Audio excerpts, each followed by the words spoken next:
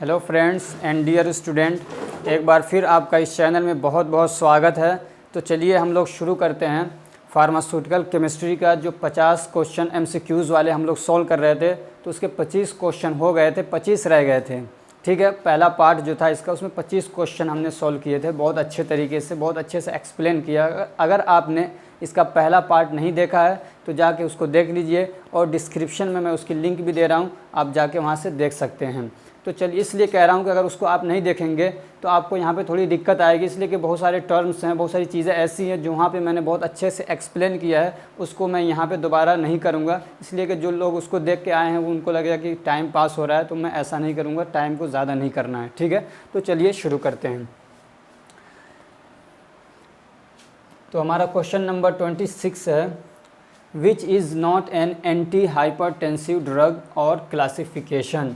ये कह रहे हैं कि जो नीचे दिया गया है ये इनमें से कौन सा ऐसा है जो एंटी हाइपरटेंसिव नहीं है, यानी उसकी ड्रग नहीं है या उसकी क्लासिफिकेशन नहीं है। क्योंकि आप देखेंगे जो ये सिलेबस उसमें क्लासिफिकेशन भी पूछा है, वो हर मतलब जो आगे की 5वें चैप्टर के बाद जो ड्रग्स हैं, जो चैप्टर्स हैं, उसमें क्लासिफिकेशन बहुत ज़्यादा पूछा है, हर ड्रग के बारे में क्लासिफिकेशन है उसकी। ठीक है, तो उसी टाइप का एक क्वेश्चन है कि इनमें से जो नीचे दिए गए हैं, इनमें से कौन सा ऐसा है जो एंटी हाइपरटेंसिव की क्लासिफिकेशन नहीं है। ठीक है, यानी कौन से तरीके से हम, मतलब बहुत सारे तरीके हैं हाइपरटेंशन को ठीक करने के। हाइपरटेंशन क्या है? Blood pressure. ठीक है, तो इनमें से कौन सा ऐसा तरीका है जिससे हम लोग ब्लड प्रेशर का इलाज नहीं करते हैं। ठीक है, तो एक है डायूरेटिक्स। तो हाँ, हम लोग डायूरेटिक्स से भी क्या होता है, ब्लड प्रेशर का इलाज होता है, एक तरीका ये भी है। दूसरा क्या है? एंजियोटेंसिन कन्वर्टिंग एंजाइम, एक तरह की ये भी दवाएं आती हैं जिससे मतलब ब्लड प्रेशर को क्या किया जाता है, कंट्रोल किया जाता है। तीसरा क्या है? एडिनर्जिक रिसेप्टर ब्लॉकर, इससे भी क्या होता है, ब्लड प्रेशर को, हाइपरटेंशन को कंट्रोल किया जाता है। ऐसे ही कैल्शियम चैनल ब्लॉकर है, इससे भी क्या होता है, ब्लड प्रेशर को कम किया जाता है। सिर्फ ये जो है COX-2, ये हमारा आंसर है। COX-2 इनहिबिटर जो है ये क्या है, एंटी हाइपरटेंसिव ड्रग नहीं है, बल्कि ये एंटीपायरेटिक है या एंटी इन्फ्लामेटरी है। एंटीपायरेटिक जो बुखार को ठीक करने के लिए, एंटी इन्फ्लामेटरी यानी सूजन वगैरह हो गया, दर्द हो रहा है तो उसको ठीक करने के लिए जो दवाएं यूज़ होती हैं उसको बोलते हैं एंटीपायरेटिक और एंटी इन्फ्लामेटरी। और ये जो है ये है non steroidal anti inflammatory drug, non steroidal anti inflammatory drugs. ये शॉर्ट फॉर्म लिखा जाता है, अगर हो सकता है शॉर्ट फॉर्म पूछ ले तो आप इससे लिख सकते हैं non steroidal anti inflammatory drugs. इसमें कौन सी आती हैं? इन्फ्लामेटरी मतलब जिसमें सूजन हो, दर्द हो, और उसी के साथ में एंटीपायरेटिक भी आ जाती है इसी में, यानी जो बुखार को ठीक करने के लिए दी जाती है दवा। जैसे कि आपने नाम बहुत सुना होगा पैरासीटामोल, तो वो भी इसी कैटेगरी में आती है। ठीक है, तो ये जो non steroidal anti inflammatory drugs हैं उसकी एक क्लासिफिकेशन ये है COX-2 इनहिबिटर्स। ठीक है, इसके और भी कई सारी टाइप्स हैं नॉन स्टेरॉइडल एंटी इन्फ्लामेटरी की, जैसे कि सैलिसिलेट है, पैराजोलोन है, प्रिफरेंशियल COX-2 इनहिबिटर्स है, सेलेक्टिव COX-2 इनहिबिटर है, जैसे ये हो गया। ठीक है, और भी हैं उसके, इंडोल है, इंडोल डेरिवेटिव्स है। अब ये सब क्या होता है, डायूरेटिक्स, ये सब मैं बता चुका हूँ, फिर भी यहाँ पे एक एक एग्जांपल दे रहा हूँ मैं। डायूरेटिक्स वो दवाएं होती हैं जो हमारे पेशाब के यानी यूरिन के वॉल्यूम को बढ़ा देती हैं, वो दवाएं। और उसकी वजह से जब ब्लड का वॉल्यूम कम होता है, जब आदमी ज़्यादा पेशाब करता है, ज़्यादा यूरिन करता है, तो उसके ब्लड का वॉल्यूम भी कम हो जाता है। इस तरीके से ब्लड प्रेशर भी क्या होता है, कम हो जाता है। इसका एक एग्ज़ाम्पल क्या है, एसीटाजोलामाइड। ठीक है, ऐसे ही एंजियोटेंसिन, अगर ये आप याद कर लेते हैं इस तरीके से, तो समझ लीजिए आपने एक क्लासिफिकेशन पूरी याद कर ली किसकी, एंटी हाइपरटेंसिव ड्रग की। ठीक है, तो एंजियोटेंसिन कन्वर्टिंग एंजाइम के एग्जांपल क्या है, जैसे रैमीप्रिल, ऐसे ही कैप्टोप्रिल भी आता है। ठीक है, और एडिनर्जिक रिसेप्टर ब्लॉकर, इसके बारे में मैंने, रिसेप्टर ब्लॉकर के बारे में कई, जैसे कि अल्फ़ा रिसेप्टर हो गया, बीटा हो गया, अल्फ़ा 1 हो गया, अल्फ़ा 2 हो गया, बीटा 1, बीटा 2, तो पूरे रिसेप्टर के मतलब मैंने बहुत अच्छे से, पहली वाली जो इसकी फर्स्ट पार्ट है उसमें बहुत अच्छे से मैंने एक्सप्लेन किया है। वो यहाँ पे मैं सारा एक्सप्लेन नहीं करूँगा, एक एग्जांपल लिख दे रहा हूँ। जैसे एडिनर्जिक ब्लॉकर की क्या है, जैसे प्राजोसिन हो गया, सॉरी ये नहीं, प्राजोसिन, ठीक है। एक और लिख देता हूँ, प्रोपरानोलोल, प्रोपरानोलोल। तो ये किसकी है? एड्रेनर्जिक रिसेप्टर ब्लॉकर की। और कैल्शियम चैनल ब्लॉकर के एग्जाम्पल क्या है? जैसे बहुत ज़्यादा आपने सुना होगा, चलती है अम्लोडिपिन करके आती है, अम्लोडिपिन, ये दवा बहुत चलती है अम्लोडिपिन करके।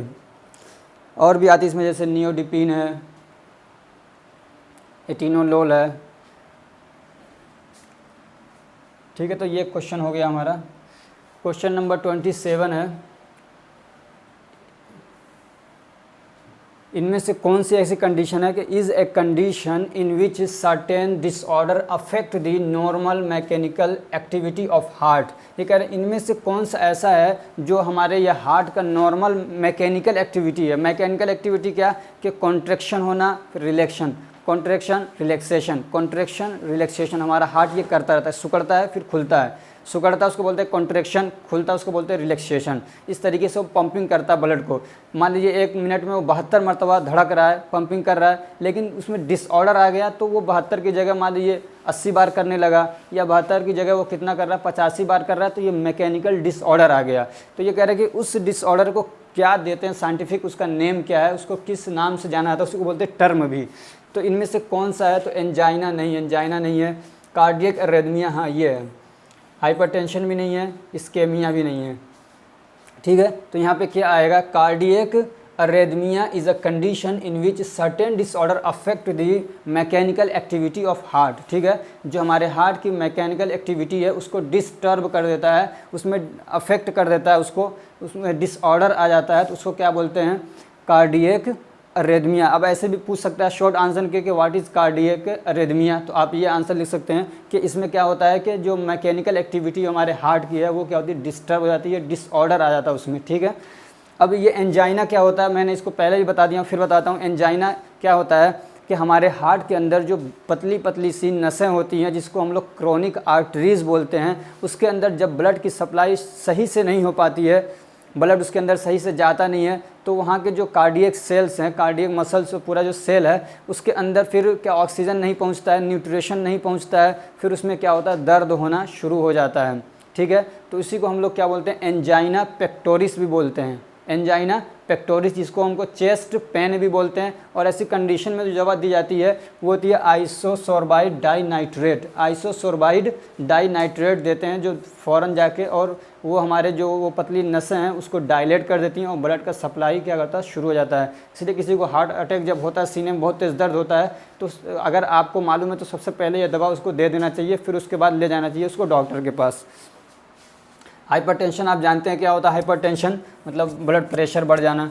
इस्केमिया क्या होता है? इस्केमिया एक ऐसा कंडीशन है कि जब ब्लड का फ्लो कम हो जाता है, मतलब ब्लड हमारी जो पूरी बॉडी में आर्टरीज में ब्लड फ्लो हो रहा है या वेंस में ब्लड फ्लो हो रहा है, बह रहा है, तो उसका फ्लो कम हो जाता है, बहुत धीरे धीरे बहता है वो। जब धीरे धीरे जाएगा तो ऑक्सीजन को भी धीरे धीरे लेके जाएगा, तो पूरी बॉडी में डिसऑर्डर आ जाता है, ठीक है। तो हमारा आंसर क्या है? कार्डियक अरेथमिया। क्वेश्चन नंबर 28 है, इसमें भी खाली जगह भरना है, ये ब्लैंक इसको फिल करना है। Is a sympatholytic non selective first successful beta blocker. मैंने बताया था कि अल्फ़ा ब्लॉकर होता है, एक होता है बीटा ब्लॉकर। अगर आपने इसकी पहली वीडियो नहीं देखी है तो जाके ज़रूर देखिए, तभी आपको यहाँ से अच्छे से समझ में आएगा, ठीक है। तो ये कह रहे हैं कि कौन सा ऐसा है सिम्पैथोलाइटिक, यानी जो ब्लॉक करने वाला होता है उसको सिम्पैथोलाइटिक बोलते हैं, और जो ब्लॉक नहीं करता बल्कि जो पहले से रिसेप्टर से उस पर जो न्यूरोट्रांसमीटर आके जैसे काम करते हैं वैसे ही अगर काम करता है तो उसको बोलते हैं सिम्पैथोमाइमेटिक। और इसको लाइटिक वाले को कभी हम लोग एंटागोनिस्ट भी बोलते हैं, और जो माइमेटिक्स होते हैं उसको एगोनिस्ट भी बोला जाता है, ठीक है। तो इसमें कौन सा आएगा? तो ये कह रहे हैं कि इसमें से कौन सा ऐसा है जो नॉन सेलेक्टिव है। नॉन सेलेक्टिव का क्या मतलब कि वो बीटा 1 भी होता है और बीटा 2 भी होता है, तो दोनों को ब्लॉक कर देता है सक्सेसफुली, ठीक है। और सबसे पहले इसको डिस्कवर किया गया, वही पूछ रहा है, तो कौन सा है? प्रोपरानोलोल है।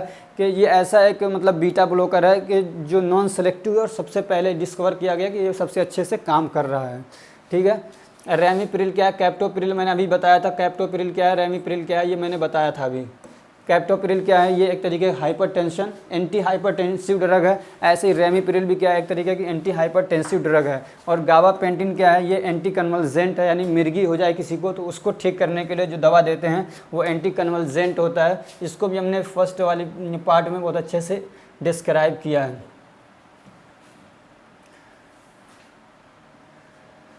क्वेश्चन नंबर 29 हमारा, which drug is used as a anti arrhythmic and anti malarial. मैंने अभी बताया था कि अरेदमिया क्या होता है, कार्डियक अरेदमिया, उसी को ठीक करने के लिए जो दवा दी जाती है उसको बोलते हैं एंटी अरेदमिक, ठीक। और एंटी मलेरियल आप जानते हैं किसी को मलेरिया हो गया प्लाज्मोडियम की वजह से जो होता है पी फैल्सीपेरम, जो मच्छर के अंदर जो रहता है एक तरीके का पैथोजन, पी फैल्सीपेरम बोलते हैं उसको, उसकी वजह से जो प्लाज्मोडियम होता है उसकी वजह से जो बीमारी होती है उसको मलेरिया बोलते हैं। और उसको ठीक करने के लिए जो दवा दी जाती है उसको एंटी मलेरियल ड्रग बोलते हैं। और कार्डियक अरेदमिया अभी पीछे हमने देखा है, तो उसको ठीक करने के लिए जो दवा दी जाती है उसको बोलते हैं एंटी अरेदमिक।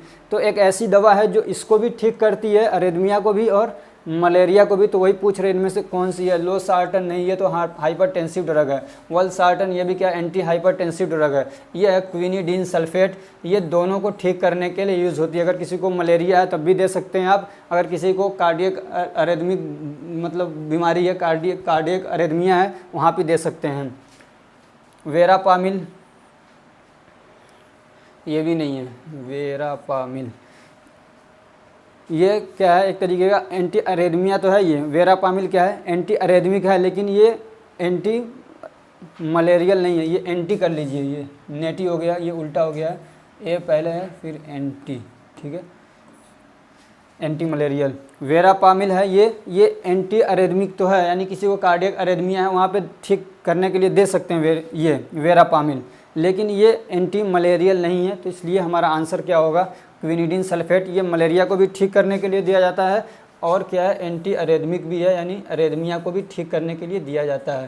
हमारा क्वेश्चन नंबर है 13 कि आइसोसोर्बाइड डाइनाइट्रेट इज़ ए। अभी हमने बताया था ना कि जैसे हार्ट में जब एंजाइना पेक्टोरिस होता है, चेस्ट में बहुत तेज़ दर्द होता है, कैपिलरीज में ब्लॉकेज की वजह से, हार्ट में ब्लॉकेज की वजह से दर्द होता है, तो वहाँ पे जो दवा दी जाती है जिसको बोलते हैं हम लोग एंजाइना पेक्टोरिस, उसमें जो दवा दी जाती है वो होती है आइसोसोर्बाइड डाइनाइट्रेट। और भी बहुत सारी हैं, लेकिन डी फार्मा के इस साल के जो मतलब सिलेबस है उसमें जो एग्जाम्पल दिया है वो यही दिया है, सिर्फ आइसोसोर्बाइड डाइनाइट्रेट। वही पूछ रहा है किस तरीके से काम करता है, क्या ये बीटा ब्लॉकर है, नहीं ये बीटा ब्लॉकर नहीं है। वेसो डायलेटर है, हाँ जी हाँ, ये क्या है वेसो डायलेटर है। वेसो डायलेटर का मतलब ये कि जो हमारी आर्टरीज़ हैं या वेंस हैं, जो नसें हैं मान लीजिए ऐसे है सिकुड़ी हुई, इसको खोल देता है तो ब्लड का फ्लो क्या होता है, बढ़ने लगता है। वेसो कॉन्स्ट्रिक्टर है, नहीं है, वेसो को कॉन्स्ट्रिक्ट यानी सुकड़ाता नहीं है। कैल्शियम चैनल ब्लॉकर है, नहीं, कैल्शियम चैनल ब्लॉकर नहीं है।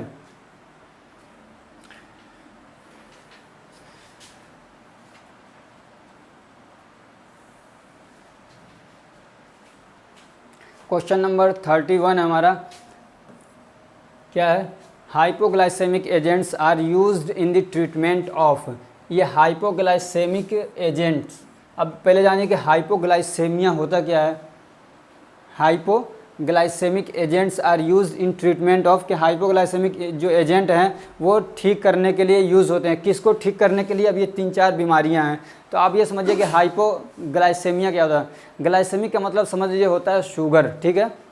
अगर ग्लूकोज का लेवल बढ़ रहा है, वो ग्लूकोज, हाँ ग्लूकोज ही एक तरीके का शुगर होता है। अगर वो हमारे ब्लड के अंदर बढ़ रहा है, ठीक है, और वो मतलब यूज़ नहीं हो पा रहा है, हमारे ब्लड के अंदर शुगर का लेवल बढ़ जा रहा है बहुत ज़्यादा, तो इसी कंडीशन को हम लोग बोलते हैं हाइपरग्लाइसेमिया। क्या बोलते हैं, हाइपरग्लाइसेमिया। ये कहते हैं कि उसको शुगर हो गया, या डायबिटीज़ भी बोलते हैं। डायबिटीज़, शुगर और हाइपरग्लाइसेमिया ये तीनों एक ही चीज़ है, ठीक। अब अगर एंटी हाइपरग्लाइसेमिक एजेंट है तब भी क्या कहेंगे, वो हाइपरग्लाइसेमिया, यानी हाइपरग्लाइसेमिया को ठीक करने के लिए है, या ये भी कह सकते हैं कि वो डायबिटीज़ को ठीक करने के लिए है, या यही भी कह सकते हैं कि वो एंटी हाइपरग्लाइसेमिक एजेंट जो है, एंटी हाइपरग्लाइसेमिक एजेंट जो है वो क्या करते हैं, शुगर को ठीक करने के लिए भी यूज़ हो सकता है, या उसी को हम लोग हाइपोग्लाइसेमिक एजेंट भी कह सकते हैं। हाइपो का मतलब होता है कम करना, हाइपोग्लाइसेमिक यानी ब्लड में शुगर के लेवल को कम करने वाला, हाइपोग्लाइसेमिक एजेंट भी कहते हैं उसी को, ठीक है। हाइपोग्लाइसेमिक एजेंट और एंटी हाइपरग्लाइसेमिक एजेंट भी वही है। एंटी हाइपर ग्लाइसेमिक एजेंट, ये भी वही है और दोनों सेम मीनिंग है। एंटी हाइपरग्लाइसेमिक यानी ग्लाइसेमिया ज़्यादा हो रहा है तो उसको कम करने के लिए वो देंगे, तब भी वही बात है। हाइपोग्लाइसेमिक एजेंट यानी ग्लाइसेमिक को कम करने वाला यानी ब्लड शुगर को कम करने वाला, तो दोनों की बात एक ही है। तो अब कौन किसको ठीक करता है? ये ट्यूबरक्लोसिस को, टीबी को ठीक करता है? नहीं। डायबिटीज़ को, जी हाँ डायबिटीज़ को ठीक करता है। इसकी जगह पे अगर यहाँ पे आ गया कि वो ग्लाइसेमिया को, अगर यहाँ पे मान लीजिए डायबिटीज़ की जगह डायबिटीज़ नहीं दिया, ग्लाइसेमिया दे दिया, तब भी उसी पे टिक करेंगे। ग्लाइसेमिया का मतलब ये है कि ब्लड में शुगर का लेवल बढ़ा हुआ है, ठीक है। हाइपरटेंशन को नहीं ठीक करता है। हेमेटोनिक्स को नहीं, हेमेटोनिक्स को भी ठीक नहीं करता। हेमेटोनिक्स क्या होता है मैंने पहली वीडियो में बताया है, उसको अगर नहीं देखा तो देख लीजिए। हेमेटोनिक्स का मतलब होता है कि ब्लड के अंदर आयरन की कमी हो गई है, ठीक है। जब ब्लड के अंदर आयरन की कमी हो जाती है उस कंडीशन को उसमें जो दवा दी जाती है ठीक करने के लिए उसको, यानी ब्लड के अंदर आयरन की कमी हो गई उसको ठीक करने के लिए जो दवा दी जाती है उसको बोलते हैं हेमेटोनिक्स। और ये भी कहते हैं कि जो अनेमिया को ठीक करने के लिए दवा दी जाती है उसको भी क्या बोलते हैं? हेमेटोनिक्स। अनेमिया का मतलब आयरन डिफिशियंसी।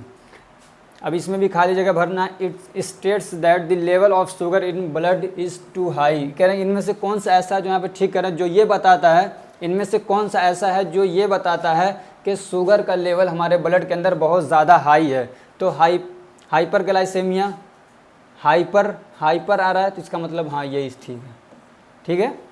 हाइपो मतलब होता है कम, हाइपर का मतलब होता है ज़्यादा, तो जो ये बताता है कि ब्लड क्या टू हाई यानी बहुत ज़्यादा है तो ये वाला हो जाएगा, ठीक है। अगर ये कहें कि टू लो अगर होता है तब यहाँ पे लगाते हैं हम लोग क्या कि हमारे ब्लड के अंदर शुगर का लेवल कम है तब वो आ जाता है हाइपोग्लाइसेमिया, लेकिन ज़्यादा है तो हाइपरग्लाइसेमिया, ठीक है। बोथ ए एंड बी नहीं, ये भी गलत है, ये भी गलत है। आंसर हमारा क्या है? हाइपरग्लाइसेमिया बोलते हैं उसको।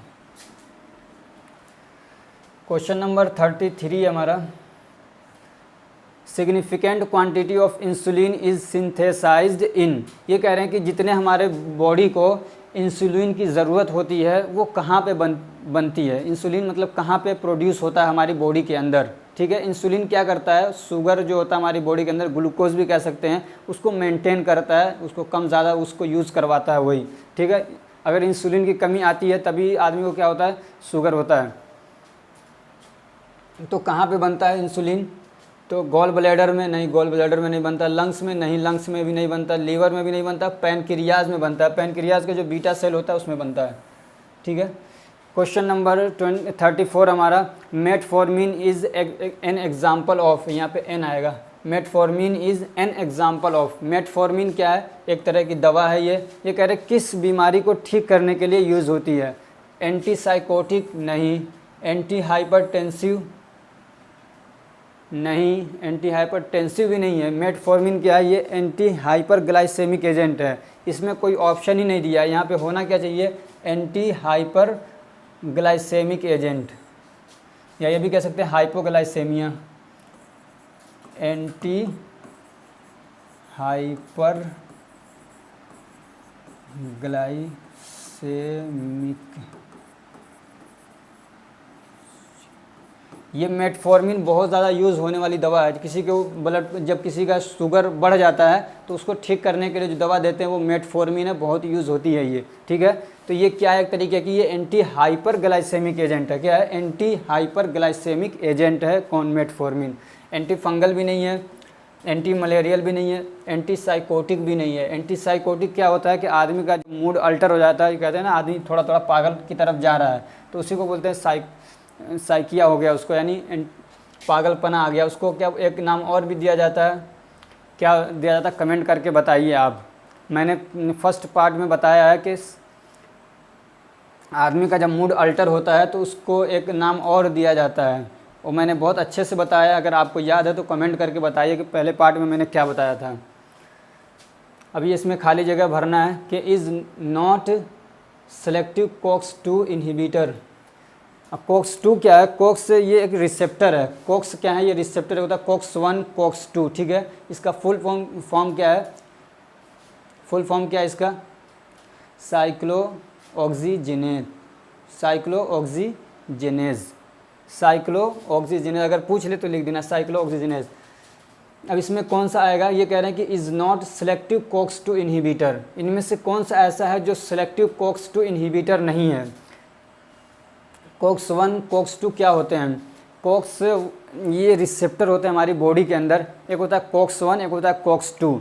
COX-1 क्या करता है, COX-1 का काम होता है हमारे जो हमारे स्टोमक के अंदर म्यूकस निकलता है, जो HCl के मतलब वो हमारी मतलब जो बॉडी हमारा जो पेट है अंदर से स्टोमक है, अगर वहाँ पे म्यूकस ना निकले तो HCl जो होता है वो जला देगा, हमारी जो अंदर वाली जो स्टोमक की अंदर वाली जो लेयर है उसको जला देगा, उसको डिस्टर्ब करेगा।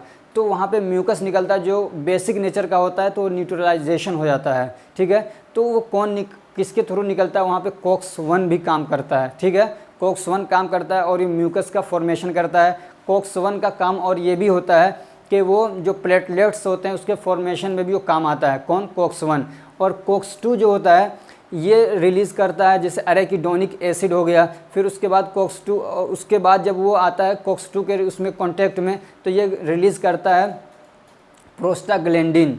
यहाँ पे पूरी डिटेल नहीं बता रहा हूँ मैं, हल्का सा आपको एक इशारा दे दे रहा हूँ।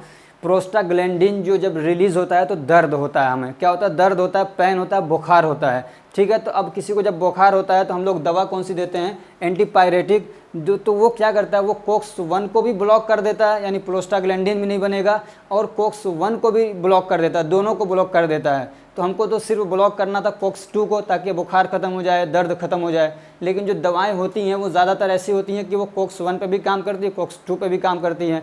इसलिए तो ये बहुत सारे लोग ये दवाएं डॉक्टर ये देते हैं कि जो सिर्फ COX-2 पे काम करे। तो जैसे सेलिकॉक्सिब है, ये सिर्फ COX-2 पे काम करती है। रोफेकॉक्सिब है, ये सिर्फ COX-2 पे काम करती है। ऐसे वोल्डेकॉक्सिब है, ये सिर्फ COX-2 को ही क्या करते हैं, ब्लॉक करते हैं, COX-1 को इफेक्ट नहीं करते हैं।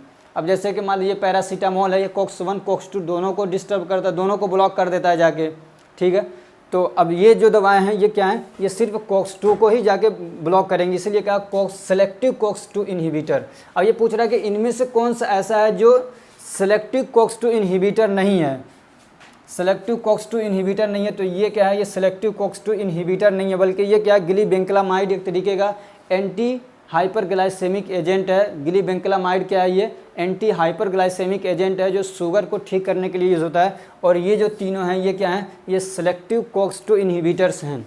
अगर कभी ऐसा पूछ ले कि आप बताइए non steroidal anti inflammatory drugs, अभी मैंने बताया कुछ देर पहले, उसमें सेलेक्टिव COX-2 इनहिबिटर्स कौन से हैं, एग्जाम्पल दीजिए सेलेक्टिव COX-2 इनहिबिटर के। तो ये तीनों क्या हैं, एग्जाम्पल है किसके, सेलेक्टिव COX-2 इनहिबिटर के। सेलिकॉक्सिब, रोफेकॉक्सिब, वाल्डेकॉक्सिब, ये क्या है, सेलेक्टिव COX-2 इनहिबिटर्स हैं।